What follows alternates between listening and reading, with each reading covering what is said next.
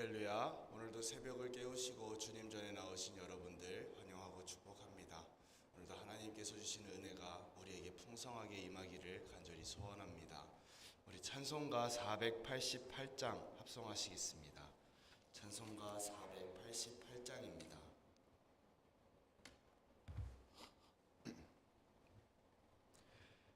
이 몸의 소망 무언가 우리 주 예수뿐일세. 우리 주 예수밖에는 믿으리 아주 없도다. 주 나의 반석이시니 그 위에 내가 서리라. 그 위에 내가 서리라. 무섭게 바람 부는 밤 물결이 높이 설렐 때 우리 주 크신 은혜에 소망에 닻을 주리라. 주 나의 반석이시니 그 위에 내가 서리라. 그 위에 내가 서리라. 세상에 믿던 모든 것 끊어질 날 되어도 구주의 언약 믿사와 내 소망 더욱 크리라. 주 나의 반석이시니 그 위에 내가 서리라. 그 위에 내가 서리라. 바라던 천국 올라가 하나님 앞에 배울 때 구주의 의를 힘입어 어여시 바로 서리라. 주 나의 반석이시니 그 위에 내가 서리라. 그 위에 내가 서리라. 아멘. 오늘 우리에게 주시는 하나님 말씀은 열왕기하 11장 1절에서 12절 말씀입니다. 열왕기하 11장 1절에서 12절 말씀입니다. 아하시야의 어머니 아달랴가 그의 아들이 죽은 것을 보고 일어나 왕의 자손을 모두 멸절하였으나 요람 왕의 딸 아하시야의 누이 여호세바가 아하시야의 아들 요아스를 왕자들이 죽임을 당하는 중에서 빼내어 그와 그의 유모를 침실에 숨겨 아달랴를 피하여 죽임을 당하지 아니하게 한지라. 요아스가 그와 함께 여호와의 성전에 6년을 숨어 있는 동안에 아달랴가 나라를 다스렸더라. 7째 해에 여호야다가 사람을 보내 가리 사람의 백부장들과 호위병의 백부장들을 불러 데리고 여호와의 성전으로 들어가서 그들과 언약을 맺고 그들에게 여호와의 성전에서 맹세하게 한 후에 왕자를 그들에게 보이고 명령하여 이르되 너희가 행할 것이 이러하니 안식일에 들어온 너희 중 3분의 1은 왕궁을 주의하여 지키고 3분의 1은 수르 문에 있고 3분의 1은 호위대 뒤에 있는 문에 있어서 이와 같이 왕궁을 주의하여 지키고 안식일에 나가는 너희 중 2대는 여호와의 성전을 주의하여 지켜 왕을 호위하되 너희는 각각 손에 무기를 잡고 왕을 호위하며 너희 대열을 침범하는 모든 자는 죽이고 왕이 출입할 때에 시위할지니라 하니 백부장들이 이에 제사장 여호야다의 모든 명령대로 행하여 각기 관할하는 바 안식일에 들어오는 자와 안식일에 나가는 자를 거느리고 제사장 여호야다에게 나아오매 제사장이 여호와의 성전에 있는 다윗 왕의 창과 방패를 백부장들에게 주니 호위병이 각각 손에 무기를 잡고 왕을 호위하되 성전 오른쪽에서부터 왼쪽까지 제단과 성전 곁에 서고 여호야다가 왕자를 인도하여 내어 왕관을 씌우며 율법책을 주고 기름을 부어 왕으로 삼음에 무리가 박수하며 왕의 만세를 부르니라. 아멘. 이 북이스라엘에서 예후를 필두로 시작되었던 이 구테타가 끝이 나고 이 예후가 그 북이스라엘의 아합과 관련된 모든 사람들을 다 죽일 때 이 남유다에서는 어떠한 일들이 있었는지에 대해서 오늘 이제 11장부터 기록이 되어 있습니다. 이 남유다와 북이스라엘 왕조를 통틀어서 유일하게 여왕이 한 명이 딱 있는데 그 사람이 바로 오늘 본문에 등장하는 아달랴입니다. 아달랴는 아합 왕과 이세벨 여왕 사이에서 태어난 딸인데 이 남유다의 여호사밧 왕이 이스라엘과 우호 관계를 맺기 위해서 이 남유다의 그 여호람과 함께 이제 결혼을 시키기 위해서 이 아달랴를 남유다로 이제 며느리로 데리고 온 것입니다. 오늘 본문 1절에 이렇게 시작합니다. 아하시아의 어머니 아달랴가 그의 아들이 죽은 것을 보고 일어나 왕의 자손을 모두 멸절하였으나, 그러니까 북이스라엘의 아달랴가 이 남유다의 여호람과 함께 결혼을 해서 그 사이에 태어난 왕이 아하시아인데, 이제 이 아하시아가 우리가 열왕기하 9장에서 살펴보신 것처럼 북이스라엘의 왕 요람 왕이 이제 전쟁에서 부상을 당해가지고 요양하고 있을 때 이 아하시아가 병문안을 하러 이스라엘로 갔다가 예후에게 죽임을 당하는 것을 우리가 살펴봤습니다. 그러니까 이 아달랴가 자기 아들 이 아하시아 왕이 북이스라엘에서 죽임 당했다는 것을 보고서 이제 슬퍼하거나 이제 막 굉장히 막 슬퍼하기보다는 마음에 도끼를 품고 복수의 칼날을 갈기 시작하는데 어떤 일을 벌이냐면 남유다에 남아있는 왕이 될 만한 이 왕손들을 하나하나 다 죽이기 시작합니다. 자기 손으로 다윗 왕이 될 만한 이 다윗 왕손들을 이제 씨를 말리기 시작하는 것이죠.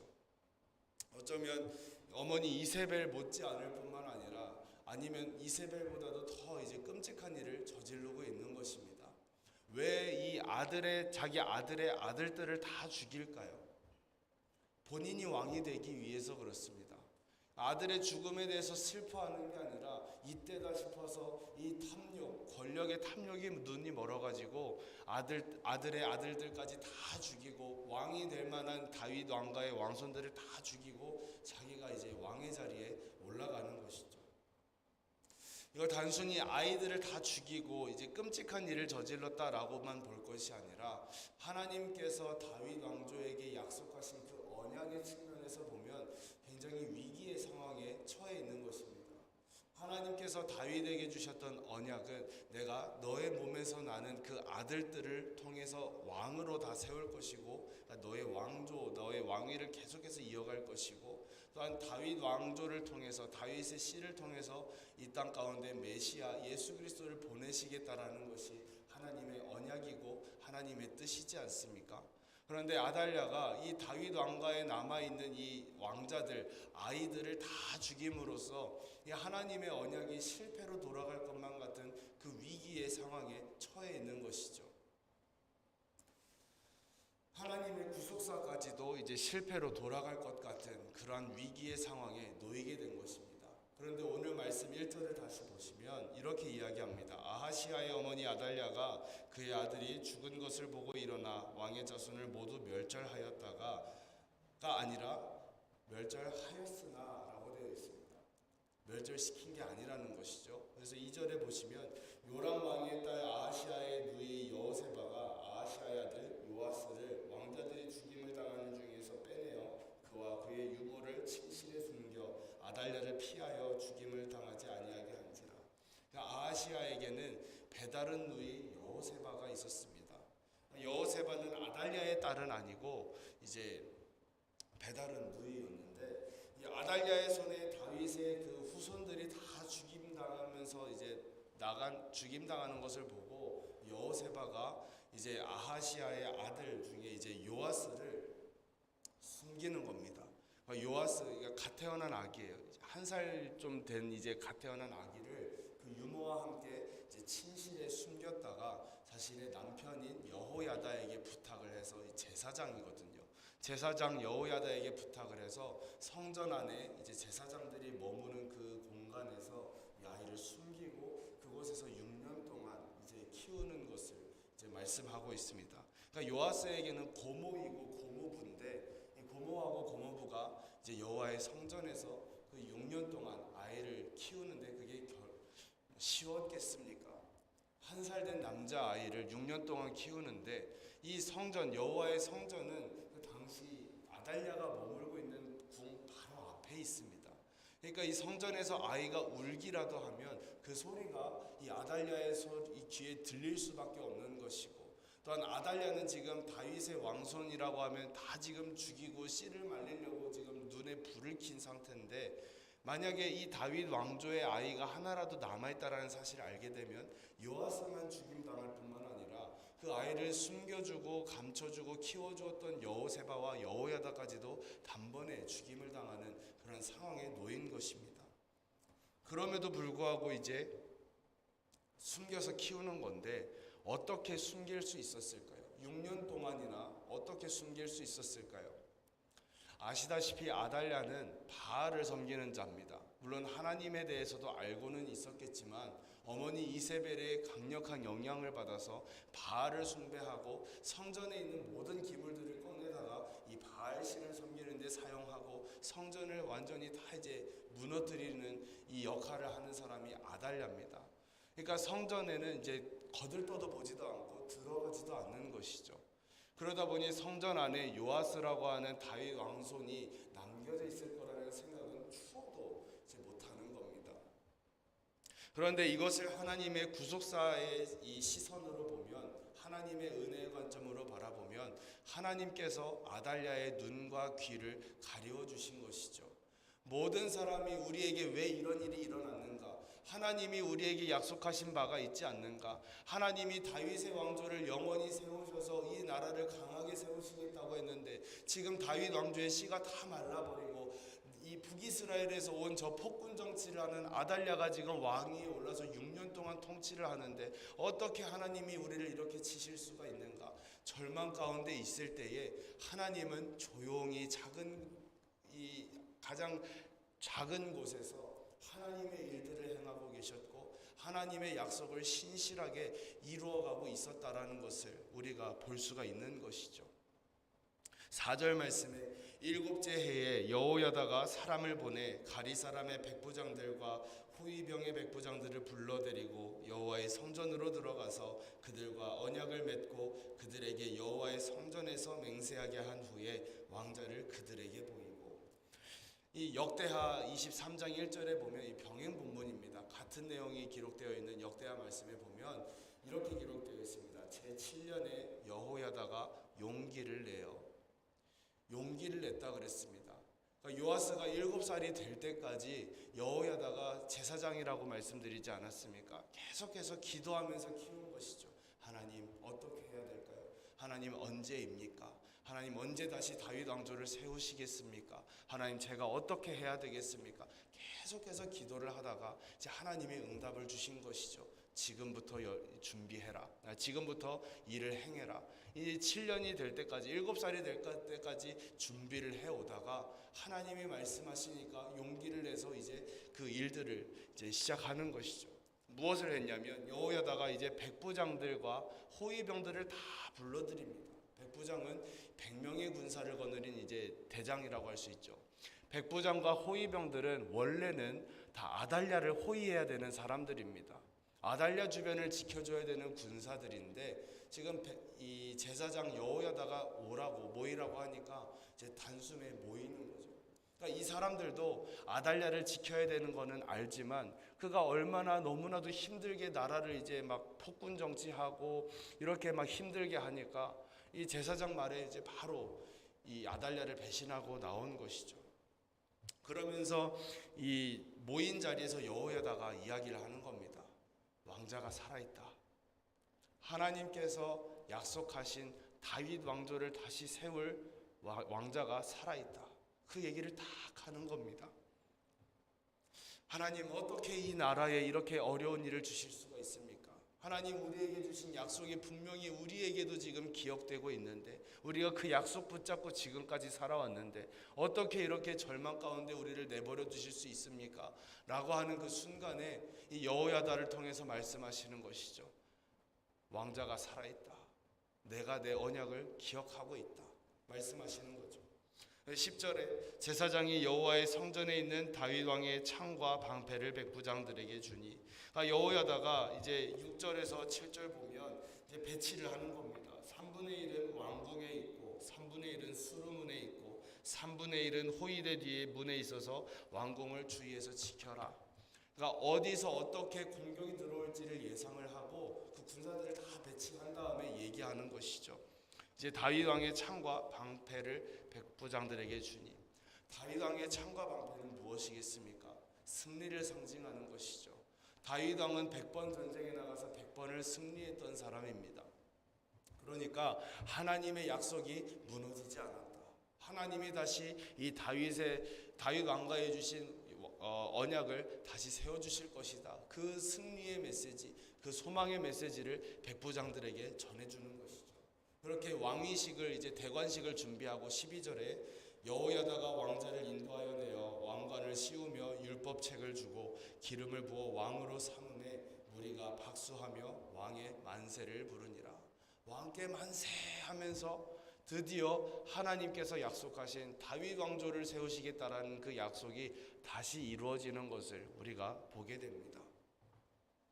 아달랴가 지금까지 왕인 줄 알았습니다. 6년 동안 그렇게 어둠 속에서 괴로워하고 고통 중에 살아왔는데, 그래서 하나님의 약속도 다 끝나버린 줄 알았는데, 아달랴는 결국 하나님이 세우신 왕이 아니었고 하나님께서 다윗 몸에서 태어난 사람이 왕이 되게 할 것이라는 그 약속을 따라서 요아스를 그 자리에 세우시는 것을 우리가 보게 됩니다.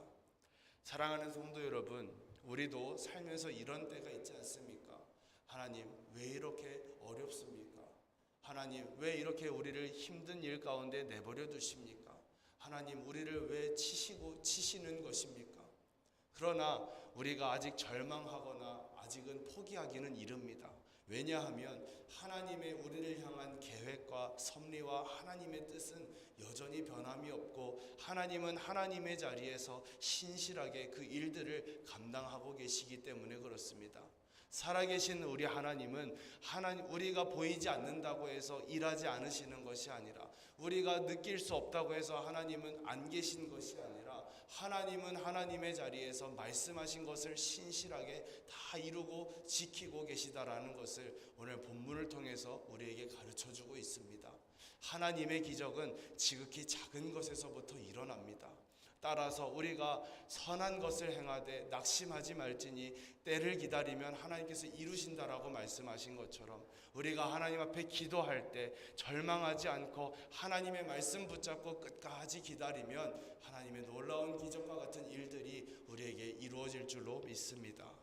바라기는 오늘도 우리 각 사람에게 주신 하나님의 약속과 그 말씀 붙잡고 하나님이 이루신다라는 것을 기대하면서 오늘도 주님 안에서 승리하시는 저 여러분들 다 되시기를 주 이름으로 축원드립니다. 기도하겠습니다. 하나님 아버지, 오늘도 하나님의 말씀으로 하루를 시작하게 하여 주셔서 감사합니다. 세상이 아무리 어둡고 악하고 악인의 형통함이 날로 더해진다 할지라도 여전히 저희가 절망하지 않고 포기하지 않을 수 있는 유일한 소망은 살아계신 하나님이 계시기 때문이고, 그 하나님이 나의 아버지가 되시기 때문이고, 아버지 되신 하나님께서 약속하신 대로 반드시 이루시고 성취하신다는 그 사실을 믿기 때문입니다.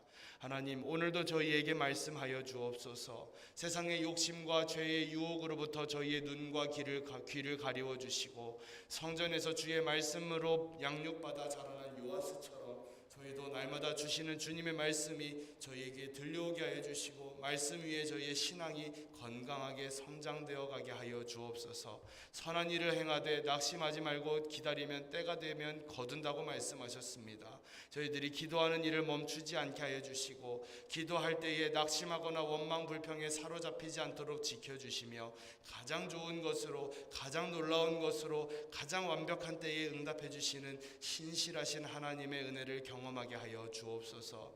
카메룬 선교팀의 사역 위에 은혜를 내려주시고, 잠깐 다녀가는 선교 여정이지만 복음을 심으며 발걸음이 지나간 그 모든 자리 가운데 성령의 단비를 내려주시어서 아름다운 복음의 열매들이 주렁주렁 맺히게 하여 주옵소서. 선교팀의 건강과 두고 간 가정과 일터의 안전을 지켜주시고, 악한 세력 틈타지 못하도록 주의 거룩하신 보혈로 덮어 주시옵소서.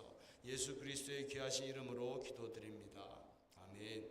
하늘에 계신 우리 아버지여, 이름이 거룩히 여김을 받으시오며 나라가 임하시오며 뜻이 하늘에서 이루어진 것 같이 땅에서도 이루어지이다. 오늘 우리에게 일용할 양식을 주시옵고 우리가 우리에게 죄 지은 자를 사하여 준 것 같이 우리 죄를 사하여 주시옵고 우리를 시험에 들게 하지 마시옵고 다만 악에서 구하시옵소서. 나라와 권세와 영광이 아버지께 영원히 있사옵나이다. 아멘.